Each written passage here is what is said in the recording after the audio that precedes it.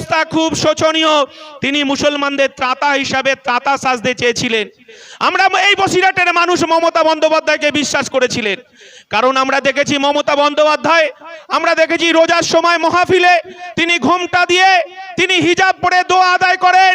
কিন্তু আমরা যেটুকু জানি মমতা বন্দ্যোপাধ্যায় সারাদিন গান্ডে পিণ্ডে গিলে এই মাহফিলে অংশগ্রহণ করে মুসলমানদের ধোঁকা দিয়েছে, সংখ্যালঘু ভাইদেরকে ধোঁকা দিয়েছে। এই কথাটাই আমরা বলতে চাইছি। আমার আব্বাস সিদ্দিকী আমাদেরকে এই নির্দেশ দিয়েছে, আর এই হাজি নুরুলরা, এই মমতা বন্দ্যোপাধ্যায়রা, এই শেখ শাহজাহানরা এই আইএসএফ সম্পর্কে বলছে। আমরা যখন হিন্দু পাড়ায় যাচ্ছি তখন এই মমতা বন্দ্যোপাধ্যায়ের দল, এই হাজি নুরুলের দল, আমরা যখন হিন্দু পাড়ায় যাচ্ছি তখন বলছে যে এটা মুসলমানের দল, এটা টুপি পরার দল, বলছে না? আর আমরা যখন মুসলমান পাড়ায় যাচ্ছি তখন বলা হচ্ছে নওশাদ সিদ্দিকী বিজেপির দালাল, আব্বাস সিদ্দিকী বিজেপির দালাল, বিশ্বজিৎ মাইতিরা বিজেপির দালাল। এই কথাটা বলতে চাইছি, আমরা আইএসএফ বলতে চাইছি।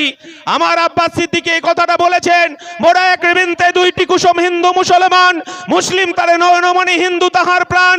আমার দলের পৃষ্ঠপোষক আব্বাস সিদ্দিকী বলেছেন, নানা ভাষা, নানা মত, নানা পরিধান, বিবিধের মাঝে দেখো মিলন মহান। আমার আব্বাস সিদ্দিকী বলেছেন, আমার মুসলমান ভাইরা মাথায় টুপি পরে মসজিদে নামাজ পড়বে নিরাপদে, তার ব্যবস্থা করবে আইএসএফ। আমার আব্বাস সিদ্দিকী নির্দেশ দিয়েছেন, আমার হিন্দু ভাইরা, আমার রেখা দিদিরা, তারা নিরাপদে মন্দিরে গিয়ে ঘন্টা বাজাবে, তারা শিবের পুজো করবে, তারা দুর্গা প্রতিমার পুজো করবে, তার নিরাপত্তা দিতে হবে আইএসএফকে। আমার আব্বাস সিদ্দিকী শিক্ষা দিয়েছেন, যারা হরিচাঁদ গুরুচাঁদের ভক্ত, তারা আদিবাসী যারা হরিচাঁদ গুরুচাঁদের পুজো করবেন, আমাদের আইএসএফকে তাদের নিরাপত্তা দিতে হবে। আর যারা আদিবাসী দলিত খেটে খাওয়া মানুষ আছেন তাদের জল জমি জঙ্গলের অধিকারের কথা, তারা করণ পুজো করবে, তারা টুসু পুজো করবে। আমরা এই সম্প্রীতির বাংলা দেখতে চাই, কিন্তু আমরা কি দেখলাম? বিশেষ করে এখানে যারা তৃণমূলটা করে তাদের তো আর বালিশে মাথা থাকছে না, কারণ তারা চিন্তা করছে যে ইন্ডিয়ান সেকুলার ফ্রন্ট যদি আসে তাহলে আগামী দিন হয়তো আমার বাড়ির ইটটাও বিক্রি হয়ে যেতে পারে, কেন বাংলার গরিব মানুষের জন্য। এটা তারা চিন্তা করা শুরু করে দিয়েছে, কেন তাদের চুরি ছাড়া দ্বিতীয় আর কিছু নেই। আবাস যোজনার ঘরের টাকা চুরি করেছে তৃণমূল, চাকরির টাকা চুরি করেছে তৃণমূল, গরু পাচার তৃণমূল, কয়লা পাচার তৃণমূল, সোনা পাচার তৃণমূল।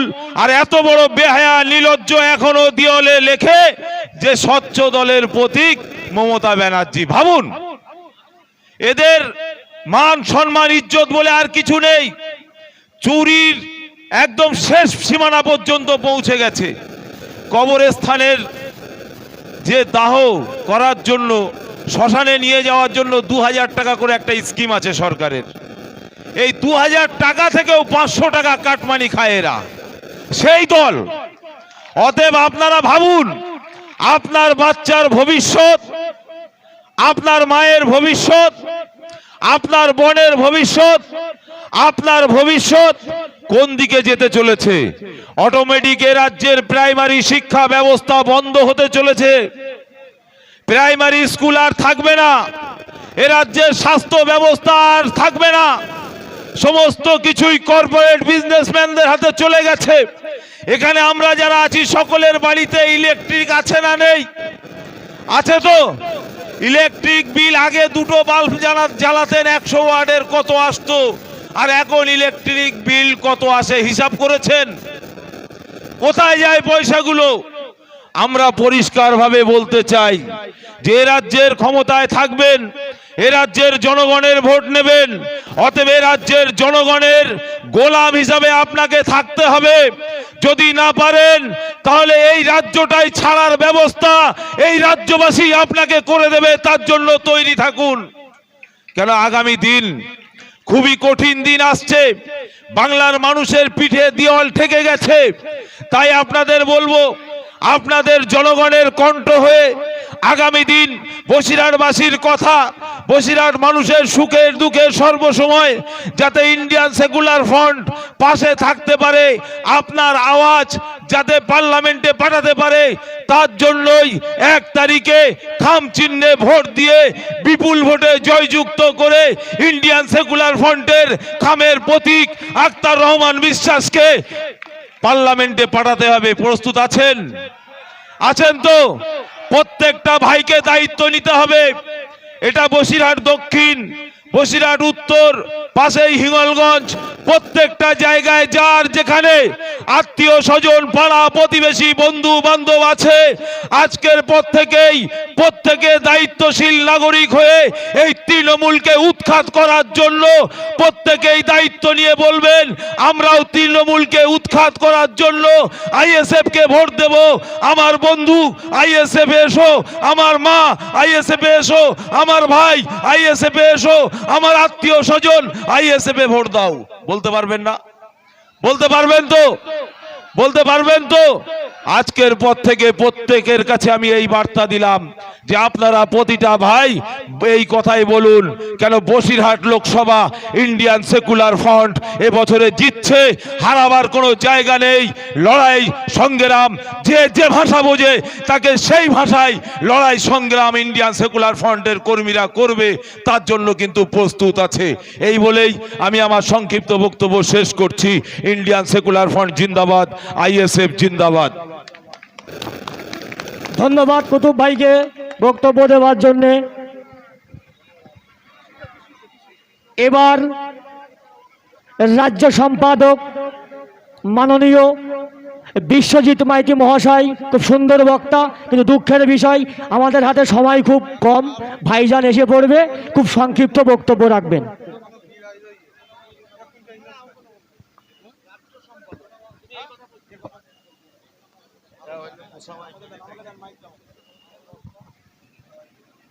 জানে না, যার কারণে একটু সমস্যা হয়েছে। আমরা রাস্তাটা ছেড়ে আপনারা একটু ভিতরের দিকে চলে আসুন। এরপর বক্তব্য রাখবেন ইন্ডিয়ান সেকুলার ফ্রন্টের অত্যন্ত ভাইজানেরও কাছের মানুষ, পাশের মানুষ, লড়াই সংগ্রাম সর্বসময় যিনি করেন এবং ইন্ডিয়ান সেকুলার ফ্রন্টের রাজ্য সম্পাদক বিশ্বজিৎ মাইতি মহাশয়, তিনি আমাদের মঞ্চেই বসে আছেন, এখনই বক্তব্য রাখবেন। আমরা সবাই ধীর স্থিরভাবে শুনবো। তার আগে স্যারের হাতে মাইক তুলে দেওয়ার আগে স্যারকে আমরা একটু ওয়েলকাম করে নেব। ইন্ডিয়ান সেকুলার ফ্রন্ট জিন্দাবাদ, ইন্ডিয়ান সেকুলার ফ্রন্ট জিন্দাবাদ, জিন্দাবাদ, জিন্দাবাদ, আইএসএফ জিন্দাবাদ, জিন্দাবাদ, বিশ্বজিৎ মাইতি মহাশয় জিন্দাবাদ, জিন্দাবাদ, ইনকিলাব, জিন্দাবাদ, ইনকিলাব।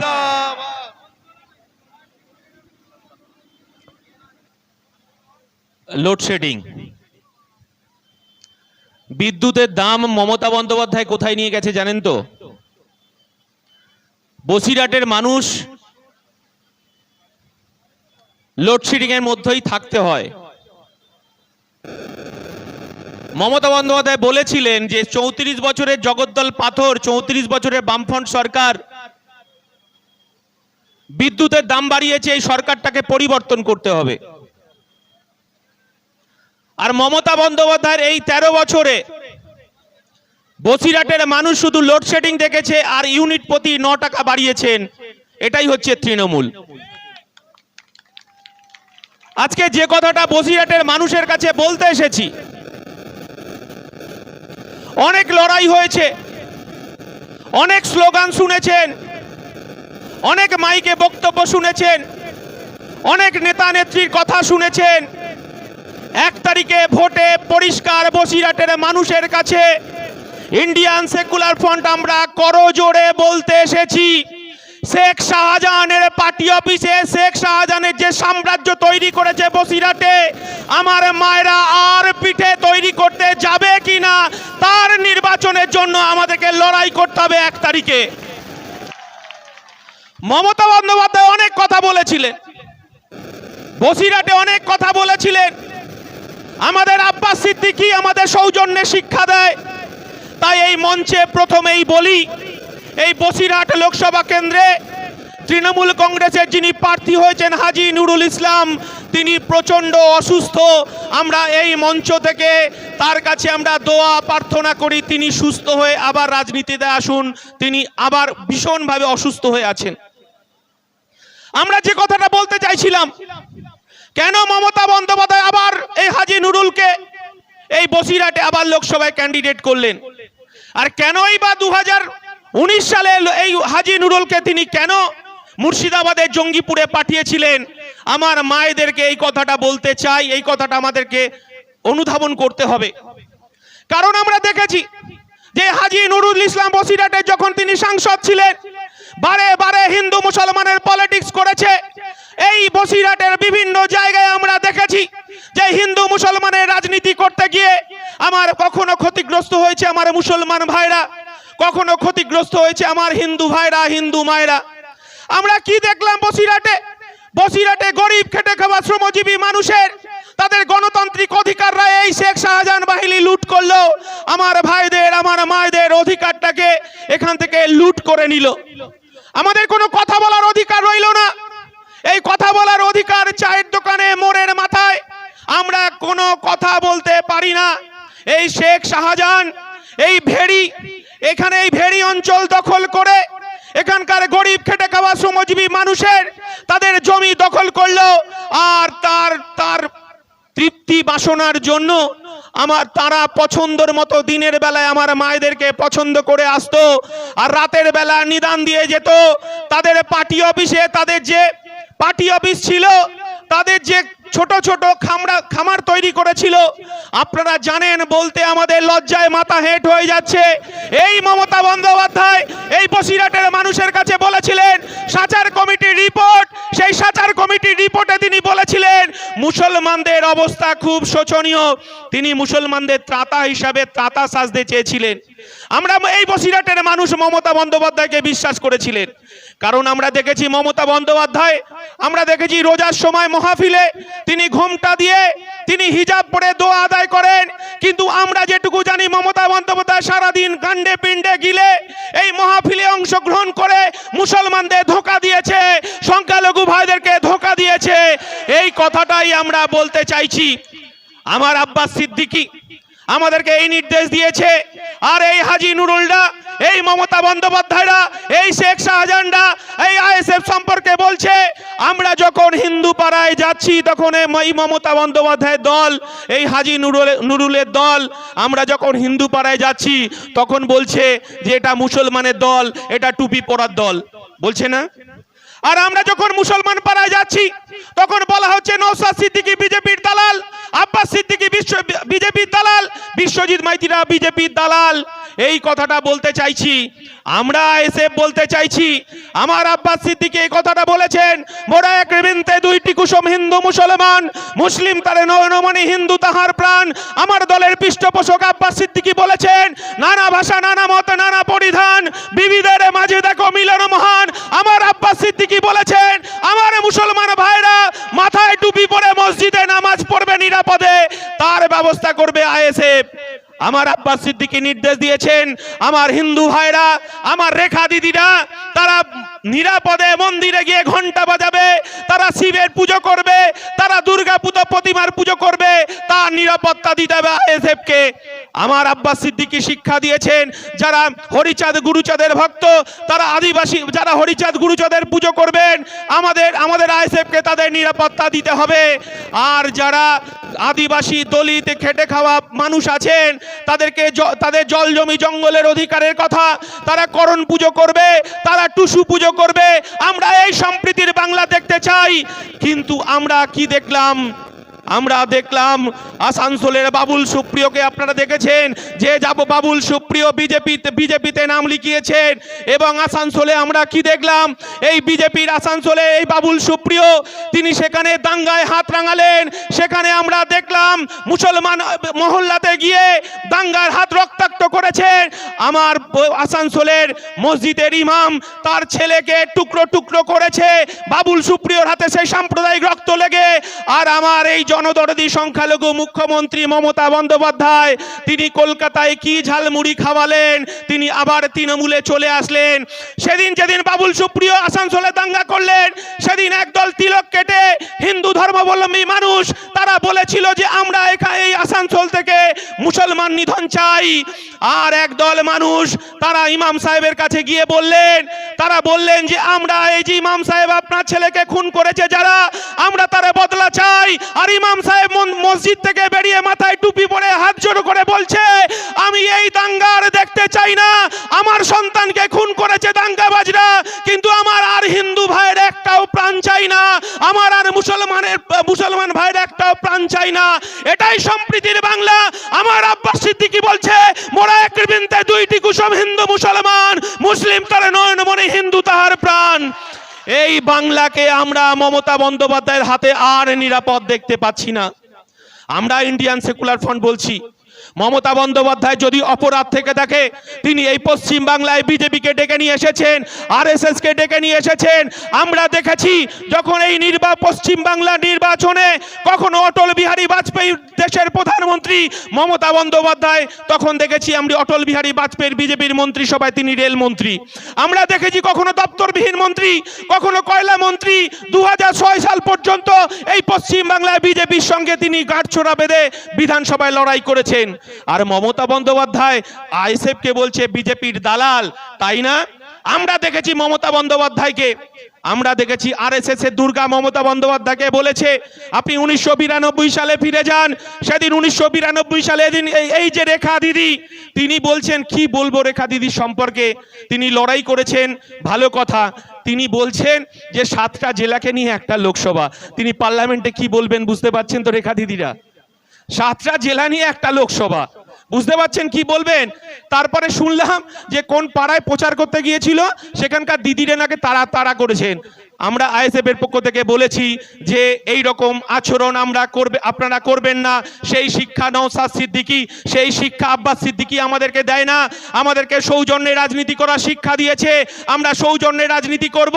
কিন্তু আমরা কলকাতায় দেখেছি, বিধানসভার ভেতরে দেখেছি। আপনাদের কাছে যে কথাটা বলতে চাই, তৃণমূলের সেকেন্ড ইন কমান্ড আপনারা জানেন, মুকুল রায়ের নাম শুনেছেন, তিনি বর্তমানে বিজেপির কৃষ্ণনগর উত্তরের বিধায়ক। তিনি পরিষ্কারভাবে বলে দিয়েছেন যাহাই বিজেপি তাহাই তৃণমূল, যাহাই তৃণমূল তাহাই বিজেপি, এদের মধ্যে কোনো পার্থক্য নেই। আমরা দেখেছি এর পাশের লোকসভা ব্যারাকপুরের অর্জুন সিংকে আপনারা দেখেছেন, যে অর্জুন সিং কিছুদিন আগে বিজেপির সাংসদ হয়েছিলেন। বিজেপির সাংসদ হওয়ার পর তিনি আজান বন্ধ করার জন্য তিনি সুপ্রিম কোর্টে গিয়ে মামলা করেছিলেন। আমরা দেখেছিলাম যে তিনি বলছেন যে হিন্দু সম্প্রদায়ের মানুষের নাকি আজানে নাকি ঘুম নষ্ট হয়। তিনি কিছুদিন পরেই যখন তৃণমূল টিকিট দিল না, তৃণমূলে চলে আসলেন, আবার তিনি বিজেপির হাত ধরলেন। আমরা দেখেছি মুকুটমণি অধিকারী, তিনি বিজেপির এমএলএ ছিলেন রানাঘাটে, তার স্ত্রী গত পরশুদিন বিজেপির মিঠুন চক্রবর্তীর হাত ধরে তার বউকে আবার বিজেপিতে পাঠিয়েছেন। আমরা বুঝে গেছি মুকুল রায় বলে দিয়েছেন, মুকুল রায় এখন পাগলের অভিনয় করছেন, অসুস্থতার অভিনয় করছেন। কারণ ইন্ডিয়ান সেকুলার ফ্রন্ট তিনি যদি প্রকৃত অসুস্থ হয়ে থাকেন, আমরা তার সুস্থতা কামনা করি। কারণ তিনি আবার রাজনীতিতে ফিরে আসুন, কারণ বাংলার মানুষকে তাকে অনেক কিছুর বলার আছে। সারদা নারদার টাকা কোথায় গেল মমতা বন্দ্যোপাধ্যায় তিনি জানেন, মুকুল রায় সেটা জানেন। এই গরিব খেটে খাওয়া শ্রমজীবী মানুষের যে সারদা নারদা এমপিএস এর টাকা ফেরত দিতে হবে এই মুকুল রায়কে। তাই আপনি এই নাটক করে পাগলামি করে পার পাবেন না। আপনাকে রাজনীতি ময়দানে আসার জন্য আমরা আহ্বান করছি। जियो इश्क में नबी के, जियो इश्क में नबी के, जियो इश्क में नबी के, जियो इश्क में नबी।